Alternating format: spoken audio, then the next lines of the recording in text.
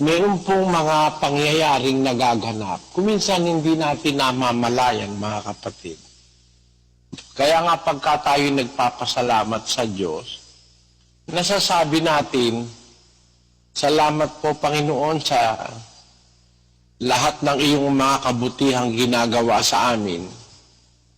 Pati na po dun sa hindi na namin alam, maraming bagay na hindi na natin alam, mga kapatid, na nagaganap sa ating paligid, na ginagawa ng Diyos sa atin. Yung malaman mo ang isang bagay nangyayari, na hindi mo naman nakikita, pero nangyayari pala. At ma-realize mo na, yung hindi mo nakikita may nangyayaring pagbabaka, pag-aaway, giyera, na yun nangyayari para paboran ka, para ikaw ay iligtas, para ikaw ay proteksyonan.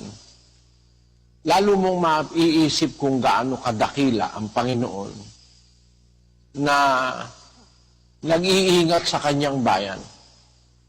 Alam niyo yung pag-iingat ng mga manggagawa namin, nakikita niyo yan Mararamdaman niyo yan na iniingatan kami na malasakit ka ng manggagawa at ikaw ay inaakay. Pero alam niyo ang talagang tagapag-ingat natin, yung nasa 127.1 ng Aklat ng Awit. Malibang itayo ng Panginoon ang bahay, walang kabuluhang nagsisigawa ang nagtatayo. Malibang ingatan ng Panginoon ang bayan, walang kabuluhang gumigising ang bantay. Yung salita dyan na malibang ingatan ng Panginoon ng bayan, walang kabuluhang gumigising ang bantay. Meron kasing bantay pero walang kabuluhan yung bantay, malibang ang Diyos ang mag-ingat sa bayan. Alam niyo po ba yung bantay kung sino? Pakinggan niyo sa isang talata ni Ezekiel, Kapitulo 18. Ganito ang sabi ng Panginoon. Sa Kapitulo 3 at 17. Anak ng tao, ginawa kitang bantay sa sangbahayan ni Israel. Kaya't pakinggan mo ang salita sa aking bibig at ipanguna mo sa kanila sa ganang akin. Pagka aking sinabi sa masama, ikaw ay walang pagsalang mamamatay at hindi mo pinagpaunahan siya o nagsasalita ka man upang hikayatin ang masama mula sa kanyang masamang lakad upang iligtas ang kanyang buhay, ang gayong masamang tao ay mamamatay sa kanyang kasamaan. Ngunit ang kanyang dugo ay aking sisiyasatin sa iyong kamay. Yung salita ng Panginoon sa mga pastor ng Israel nung araw, anak ng tao, ginawa kitang bantay sa sangbahayan ni Israel. Kaya ipanguna mo sa ganang akin. Pagka sinabi ko sa masama, at hindi ka nagsalita, sisiyasatin ko ang dugo niya sa iyong kamay. So, ang pagbabantay ng bantay na tao, magsasalita ka, magtuturo ka. Pero hindi naman pwedeng bantayan mo ang kapatid sa lahat ng oras, kagaya nyo. Pag alis nyo sa convention center, paano ko pa kayo makikita? Paano ko pa kayo maaaring ipagmalasakit? So walang kwenta kung kami lang ang bantay. Malibang itayo ng Panginoon ng bahay, walang kabuluhang gumagawa ang nagsisipagtayo. Malibang ingatan ng Panginoon ang bayan, walang kabuluhang gumigising ang bantay. Alam niyo mga kapatid, ang talatang ito, iyon ang aking parang kapayapaan sa puso. Pagka dumadating sa akin yung naaalala ko ang mga kapatid, halimbawa, mayroong lindol, mayroong baha. merong gera, napapasok sa isip ko yung hindi ba kagaya nung araw na may gera sa Iran at saka sa Iraq. Wala naman akong inaalaalang masyado dahil wala naman tayong kapatid sa Iraq, wala naman tayong kapatid sa Iran. Pero ngayon, pagka halimbawa merong may gera, merong lindol, merong tsunami, naalala ko agad, merong kapatid sa lugar na yon. Nagtatanong agad ako kila kapatid na Efren, ano ba ang balita niyo sa mga kapatid? Halimbawa, diyan sa Pilipinas may baha. O halimbawa, yung aking mga apo, yung aking mga anak, malayo sa akin. Naisip ko lagi yung talata na malibang ingatan ng Panginoon ng bayan, walang kabuluhang gumigising ang bantay. Kahit pala ako wag nang matulog sa pag-aalala, kahit ako ay wag nang umiglip, walang kabuluhan din. Malibang ingatan ng Panginoon ang bayan. Yung talata na yan, mga kapatid, ang nagbibigay sa akin ng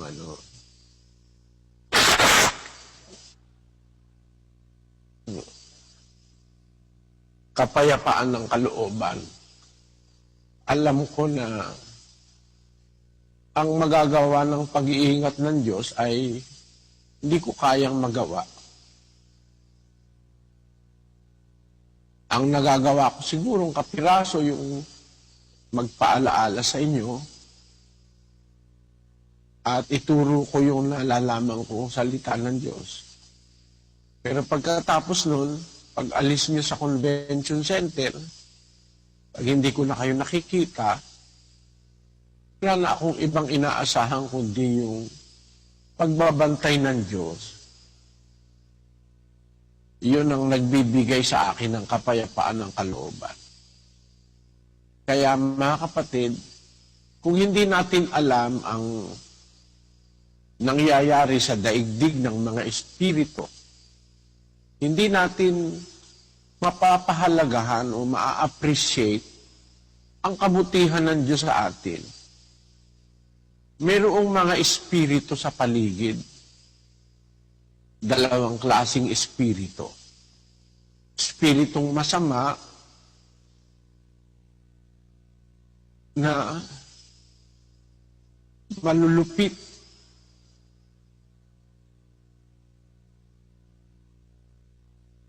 Parang mga tao na malulupit. Walang awa sa kapwa. Walang malasakit.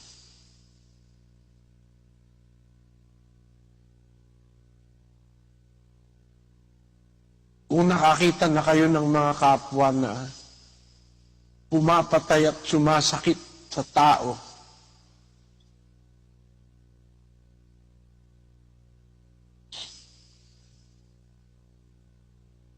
mayroong masamang kalooban, may tanim na galit, malupit, walang katarungan, alam na natin na mayroong masamang espiritu na nag-uudyok sa tao ng kalupitan laban sa kapwa.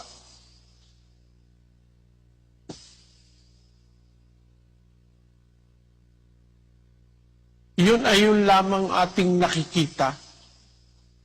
Meron tayong hindi nakikita, mga kapatid, nagaganap sa paligid. Yun po ang lagi kong naiisip. Nagdaramdam ang kalooban ko pagka. Bakit merong ganong mga tao? Wala namang ginawang masama sa inyo si kapatid na Daniel. Bakit merong ganong mga tao? Kung minsan kamag-anak ko pa ang nagpapasama dun sa aking anak na nakakatulong kong magmalasakit sa mga kapatid. Bakit kayo mayroong ganong mga diwa?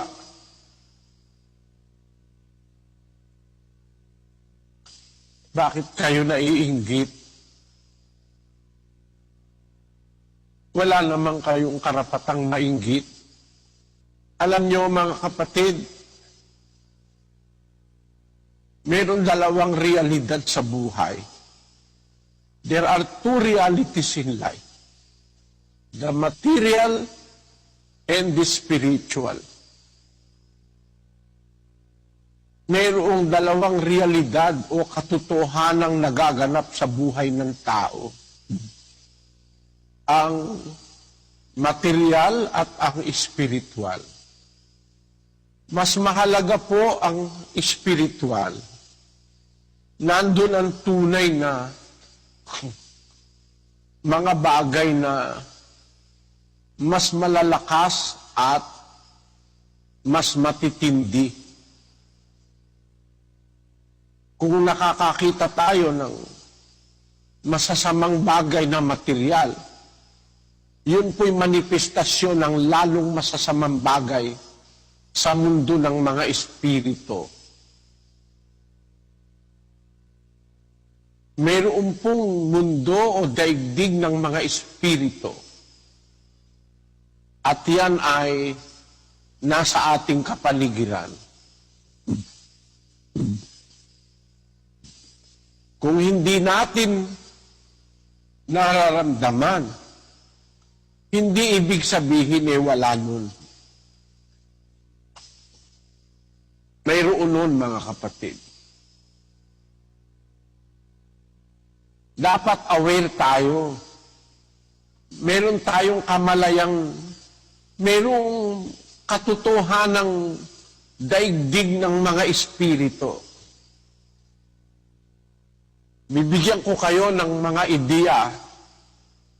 Pasensya na kayo kung gabihin kayo ng kaunti.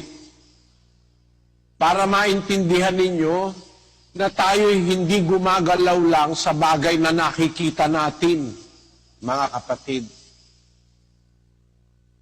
Dapat din nating malaman na mayroong daigdig ng espiritu na hindi natin nakikita, na hindi natin namamalayan kung anong nangyayari. Kung minsan, pakinggan nyo, sa 8:26 ng Lucas hanggang 31. At sila'y nagsidating sa lupain ng mga Gadareno na nasa tapat ng Galilea.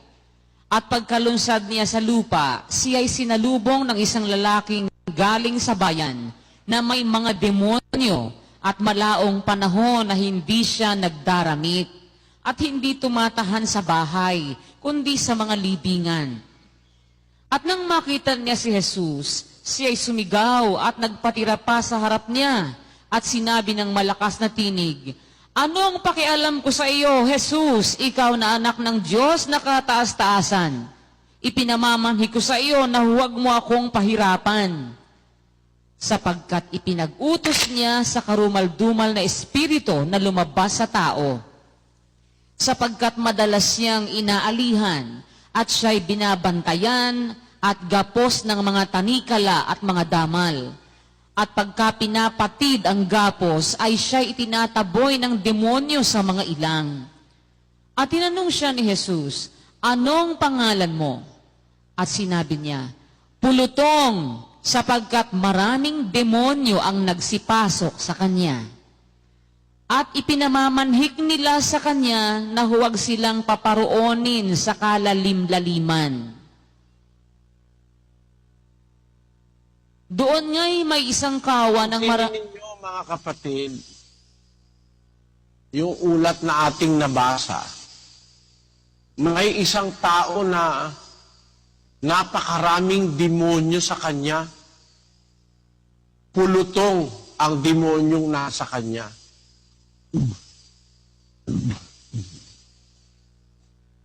Ang sabi ng demonyo sa ating Panginoong Jesus,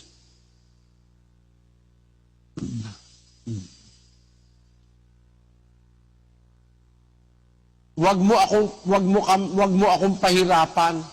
Sabi niya. Anong ipapakialam ko sa iyo, Jesus? Ikaw na anak ng Diyos na kataas-taasan. Ipinamamanhi ko sa iyo na wag mo akong pahirapan.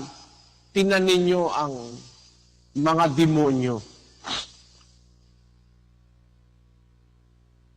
May napansin ka ba, Sis Luz, sa demonyong ito? Yun nga po, sabi po niya sa Panginoong Jesus, ipinamamanhi ko sa iyo na huwag mo akong pahirapan. Pero ano ang ginagawa niya dun sa taong kanyang sinatahanan? Di ba pinapahirapan niya? Pinapahirapan po niya. Oo, pinapahirapan niya. Malulupit itong mga walang yan demonyong ito eh. Opo. Pero mo, yung tao, ginagawa niya, sinisira niya, winawasak niya yung tao. Yung taong kanyang inaalihan, hindi na tumitira sa bahay, sa mga libingan na tumitira. At kahit itali mo ng gapos na damal, ay nakakawala pa rin kahit bakal pa ang igapos mo sa lakas ng demonyong tumitira sa kanya.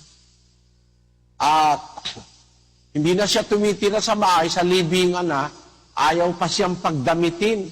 Talagang ang layo ng mga demonyo, wasakin ng tao, mga kapatid. Eh nung siya naman ngayon ay mamit ni Kristo, kung mo alam niyang may kapangyarihan ng Panginoong Jesus, siya naman ang nagmamakaawa, wag mo akong pahirapan. Tingnan nyo? O di ba yan unfair? Yang mga demonyo, unfair. Nakikita mo yung punto ko ron, kapatid na Luz? Opo, siya po ayaw niya na siya'y pahirapan ng Panginoong Jesus, pero siya naman pinahihirapan naman niya yung taong inaalihan niya. Napakaraming espiritu sa paligid. Lahat ng yan, kalaban natin yung mga masasamang espiritu na yan, Sis Luz. Tama po. Tatanungin kita, hindi kaya tayo matatalo? Hindi po tayo matatalo? Hindi ba malaki ang panganib na matalo tayo? Yun nga po, parang binivisualize ko. Para kasi, pag kami kaaway ka, nakikita mo, at least alam mo kung saan ka pupunta, nakikita mo siya eh. Pero yung espiritu, hindi mo nakikita eh. Kaya malamang matalo ka eh. Totoo Diba? po. Tama po. Invisible po yun, hindi mo nakikita. Eh pero para wag kang matalo, nagdi-deploy naman ng Diyos ng espiritu rin. Salamat sa Diyos. Basahin mo yung 37:4 ng awit. Ang anghel ng Panginoon ay humahantong sa buong palibot ng nangatatakot sa Kanya at ipinagsasanggalang sila. O, nakita nyo, meron pala namang mga anghel na sinusugo ang Diyos para magsanggalang. Eh kung wala yan, alam nyo mga kapatid, talo tayo. Bukod sa anghel na tagapagsanggalang, mabubuting espiritu, meron pa tayong isa, kapatid na Luz. Alin po yun? Yung nasa Roma 8:26. At gayon din naman, ang Espiritu ay tumutulong sa ating kahinaan, sapagkat hindi tayo marunong manalangin ng nararapat. Ngunit ang Espiritu rin ang namamagitan dahil sa atin sa mga hibik na hindi maisasaysay sa pananalita. Kaya bukod sa mga espiritong mga anghel, meron pang Espiritu Santo, pampatibay naman sa ating kahinaan. Eh, alisin mo yan, talo tayo. Ang daing mga demonyo. Kapatid na Luz, napakarami niyang mga demonyo na yan. Kung walang Espiritu namang tutulong, ngayon, ganito ang ibig ko sabihin, Sis Luz, kaya ako pinapabasa sa iyo yan. Nai-imagine mo ba na bawa 1,000 espiritu ni Satanas, nakaabang dun sa may labas ng coordinating center. Ano? O Opo. kaya dun sa North Expressway, ipapahama ka. Nagbibiyahe yung mga anak ng Diyos. Merong masasamang espiritong nagtatrabaho. Pinaantok yung driver o kaya yung driver pinagyabang, babanggain ka ngayon. Kung walang espiritu ng Diyos ng mga anghel, paano ka ngayon? Di kawawa ka. Totoo po. Kaya maintindihan mo ngayon, pagka pala may masasamang gagawin yung masamang espiritu, magsusugo naman ang Diyos ng mga anghel. Ano mangyayari? Hindi ba laban yon, kapatid na Luz? Totoo po. Talaga po. Maggigyera po sila dahil siyempre lalaban yung mga anghel ng Diyos. Kaya nga may nangyayari, wala kang malay. Hindi mo namamalayan, may nangyayari pala sa paligid mo na hindi mo nakikita. Yung laban ng masama't mabuti. Miski nga sa pagkatao mo, nandun yun kuminsan May magsasabi sa'yo, sige, gawin mo yan, masarap yan, masarap. Meron naman nagsasabi sa'yo, wag, masama yan. Nagtatalo sa loob mo, dalawang diwa o espiritu. Sige na, wag ka nang dumalo, tuloy-tuloy mo na, lumaban ka na lang. Tutal, ikaw nakagawa na ng kasalanan, tuloy-tuloy mo na. Sabi naman ng isang espiritu, wag, magsisi ka. May pagkakataon ka pa. Ganun Kaya may laban yan Sa isip mo, sa puso mo, sa paligid mo, may paglalaban o may classes, may encounter ang mga masasamang espiritu at ang mabubuting espiritong galing sa Diyos. Makita niyong may daigdig ng mga espiritu, mga kapatid, napakaraming espiritu niyan, yung masasamang espiritu. Sa isang tao, merong 7 Opo. 8:2 ng Lucas.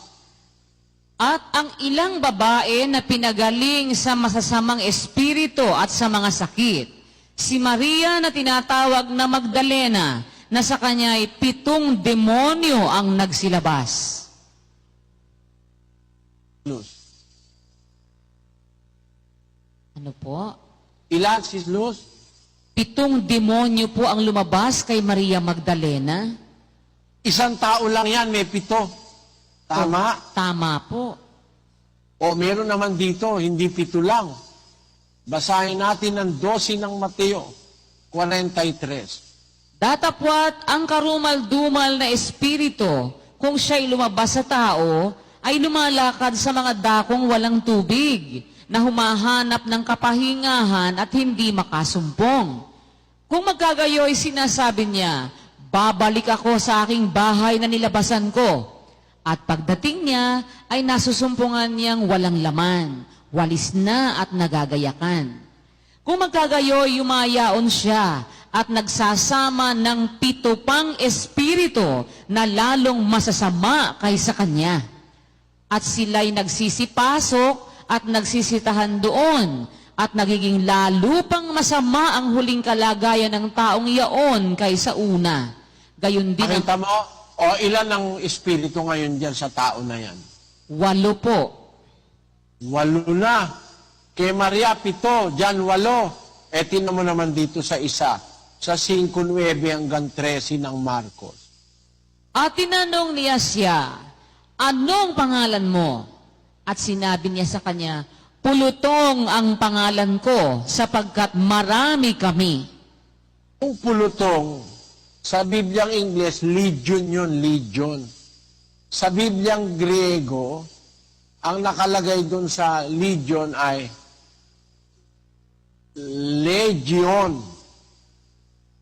From a Latin origin, that is a Roman regiment, figuratively a legion. Alam mo ba kung gaano karami ang isang legion? Kumbaga sa army, pag legion, eto yon. Pakibasa mo. Lagay po natin. Ayan. A legion, a body of soldiers whose number differed at different times.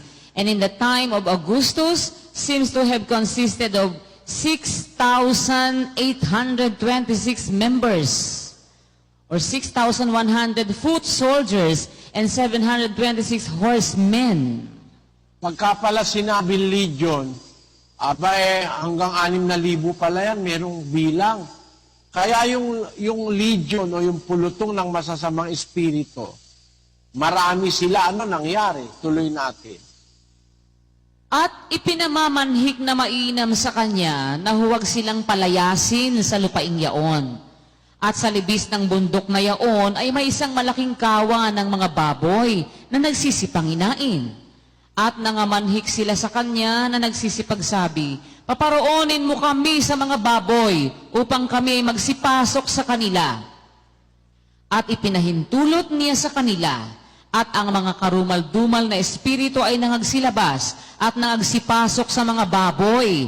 At ang kawan ay napadaluhong sa bangin hanggang sa dagat na sila'y may mga 2,000 at sila'y nangalunod sa dagat.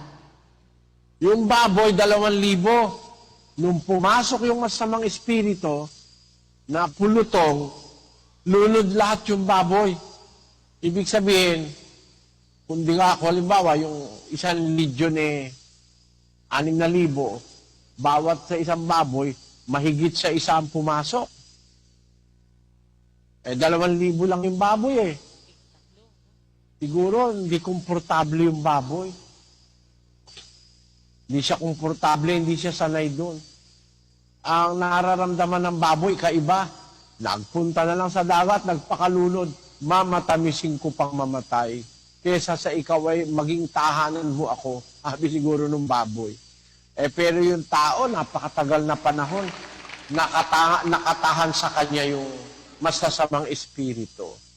Kaya makikita nyo mga kapatid, ang daming espiritu sa paligid, ano? Diyan sa convention center. Nako, marami diyan. Yung mga nagtatanim ng kampi-kampi, yung iba pinapatulog kayo, yung iba nandiyan sa mga opisina ng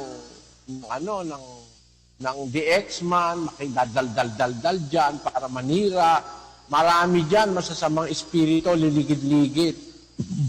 Yung iba nasa copy. Yung iba na kung saan-saan nandiyan para gumawa ng masama ang kapatid. Ingat kayo mga kapatid, sana aware tayo, sana mayroon tayong kamalayan na nag-aawayan ng masasamang espiritu at mabubuting espiritu na nagtatanggol at nagbabantay sa mga anak ng Diyos. Wala tayong kamalay-malay, may away na nangyayari, mga kapatid.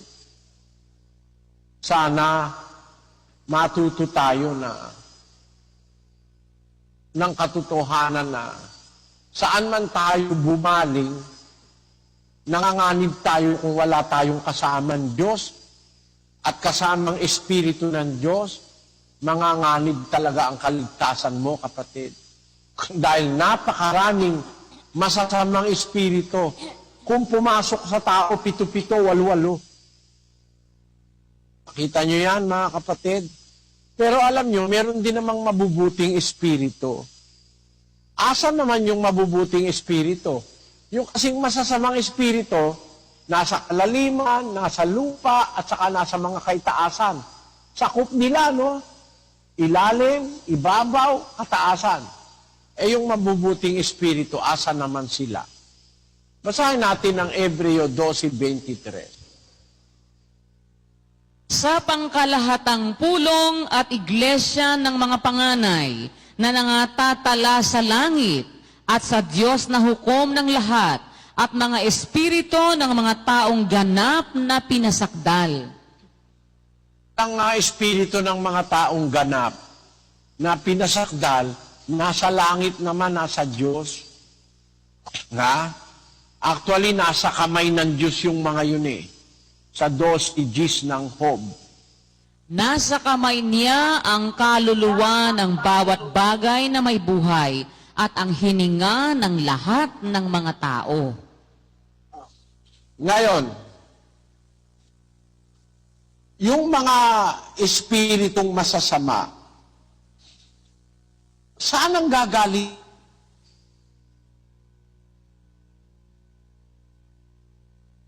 Bakit dumadami?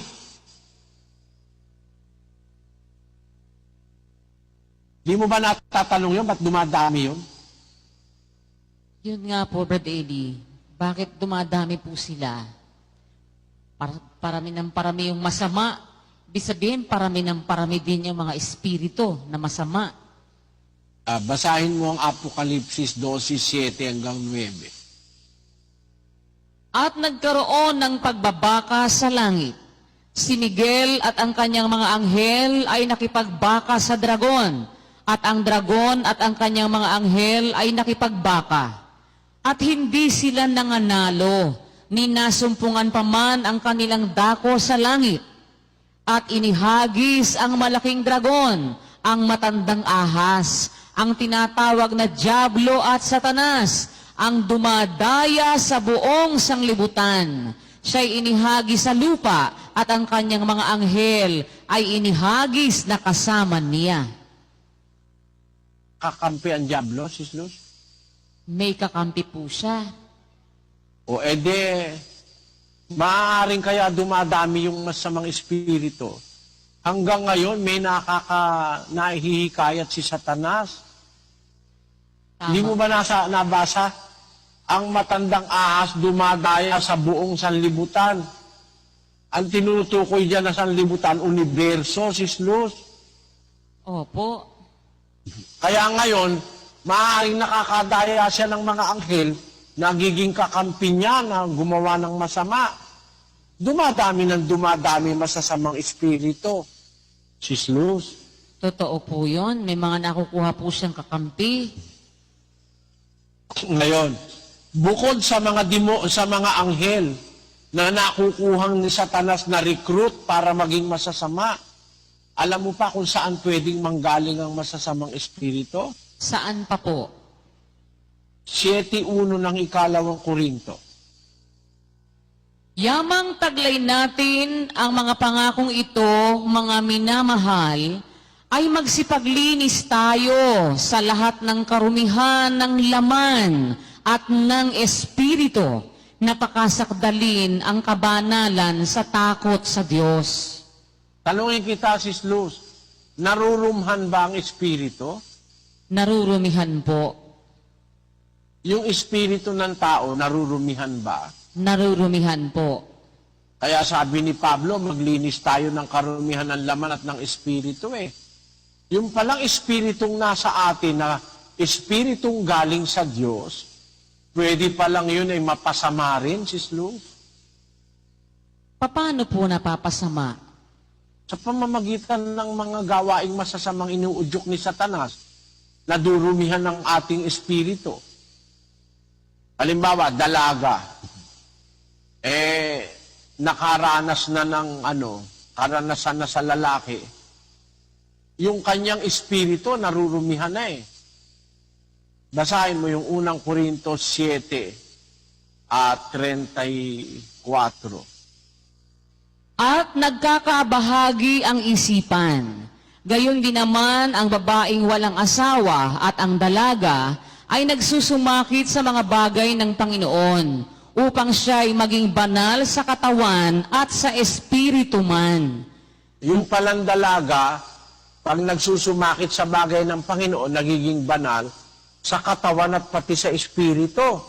Pag nakaranas na may asawa at naging playgirl na, sumasama na yung espiritu, kagaya ng mga nagpapatutot na.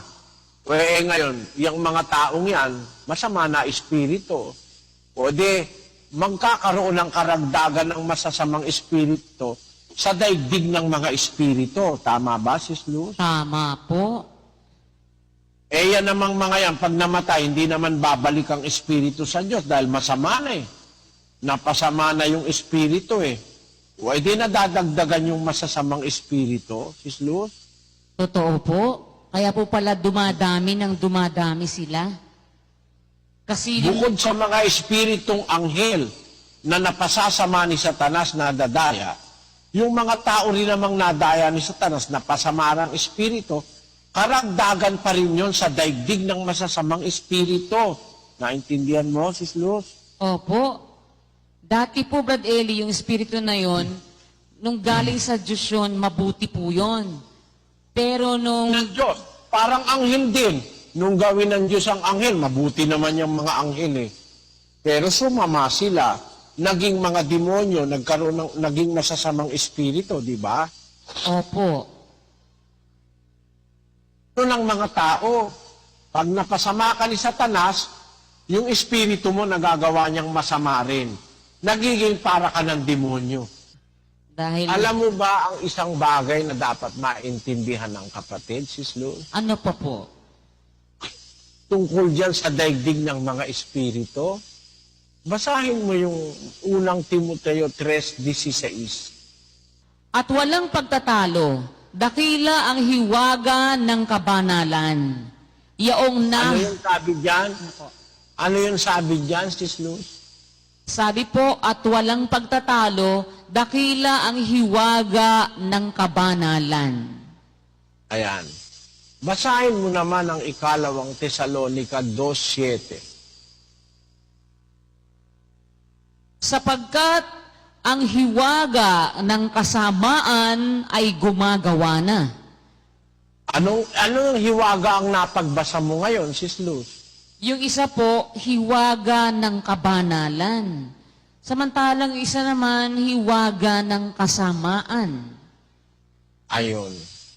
Dalawa pala ang hiwaga na dapat nating maintindihan, mga kapatid. Hiwaga ng kabanalan, yung isa naman hiwaga ng kasamaan. Ang hiwaga, kung hindi mo alam, maaaring wala kang kamalay-malay, may hiwaga ng kabanalan, may hiwaga ng kasamaan. Para malaman natin anong ginagawa ng Diyos, Sis Luz. 4:11 ng Marcos.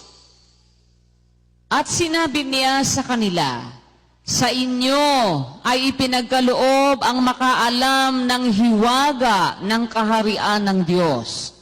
Datapwat sa kanilang nanga sa labas, ang lahat ng mga bagay ay ginagawa sa pamamagitan ng mga talinghaga.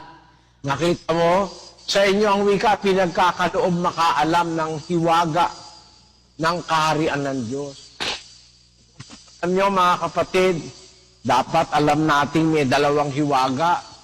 Hiwaga ng kasamaan, hiwaga ng kabanalan.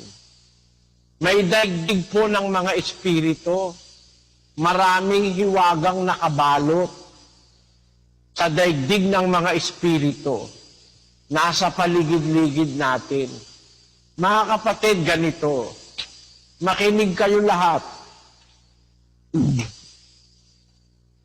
Hindi ba pagka tayo gumagawa ng masama,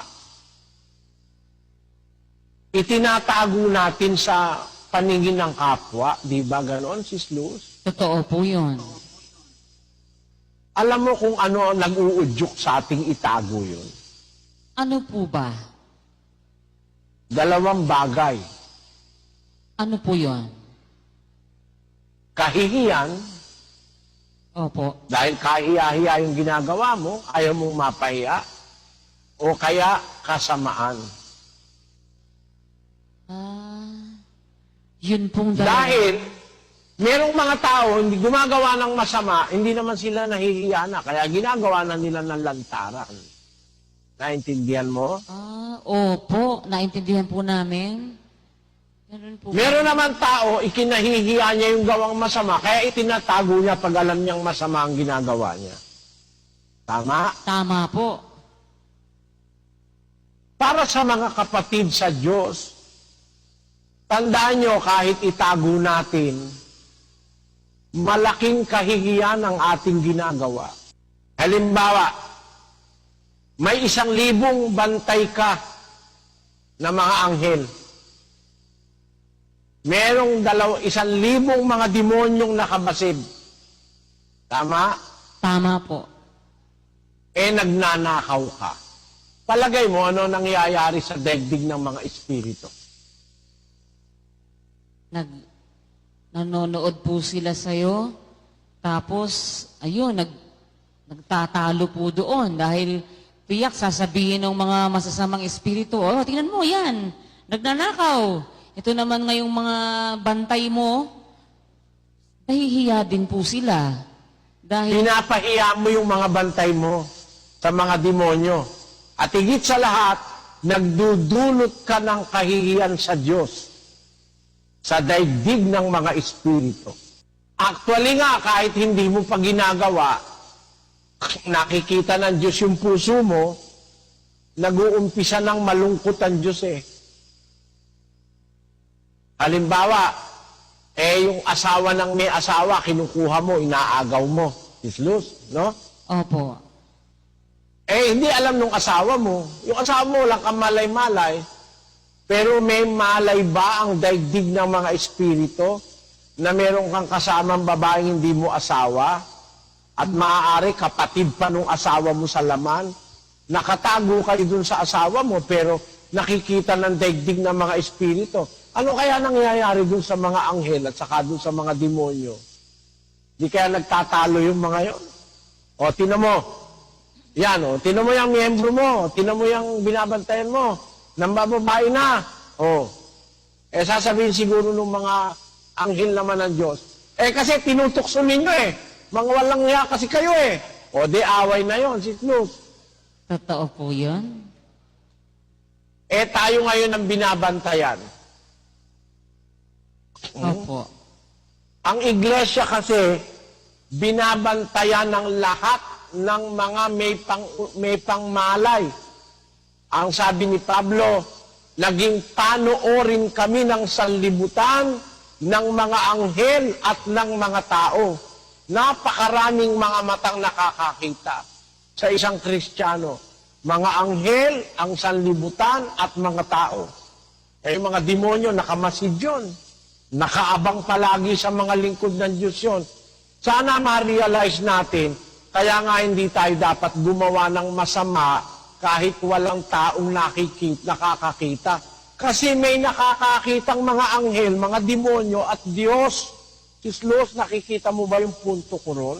Opo, nakikita po namin na kahit hindi nga po nakikita ng tao, may mga espiritong nakakakita doon. Nakikita ng mga anghel ng Diyos, nakikita ng mga kalabang mga demonyo, at higit sa lahat, nakikita po ng Diyos yun. Kahit hindi... Nakapagdudulot tayo ng sama ng kalooban sa Diyos, sa mga kasalanang sadya nating itinatago at ginagawa sa paningin ng Diyos at ng mga espiritu. Iyon ang dapat nating maintindihan. Kaya sana makipag-cooperate tayo sa espiritu ng Diyos, makipagtulungan tayo sa espiritu ng mga anghel ng Diyos na ilililigtas nila tayo para wag tayong makagawa ng mabibigat na kasalanan. Tulungan natin sila na kahit walang nakakakitang tao, wag tayong mandaya o magpasama o magtaksil sa asawa o kaya'y gumawa ng kasamaan laban sa kanino man. Naintindihan mo na yon, Sis Luz? Opo, naintindihan po namin. Mayroong daigdig ng espiritu na dapat tayong magkaroon ng kamalayan.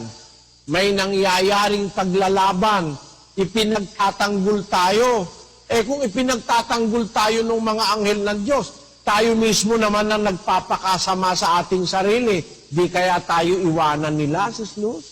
Yun nga po ang nakakatakot doon dahil pagka inabuso na natin ng inabuso, nabuisit na sa atin, baka po tayo iwanan, hindi na tayo ipagtanggol.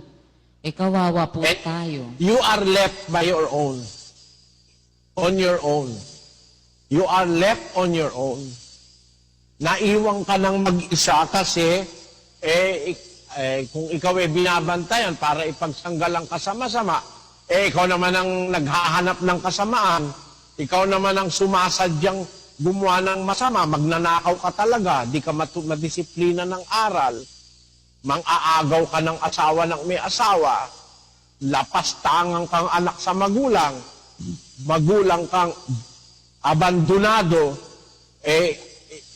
ikaw man ang magbabantay, matatamad ka na rin siguro, no? Islo? Opo, totoo po yun.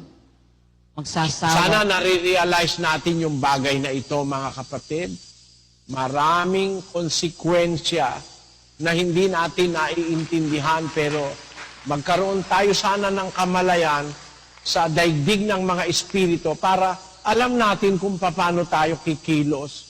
May nakamasid na mga mata, may nakamasid na mga bantay, mga anghel ng Diyos, at mayroong nakamasid na anghel ng demonyo na nakaredy lagi para tayo idamay at ipahamak.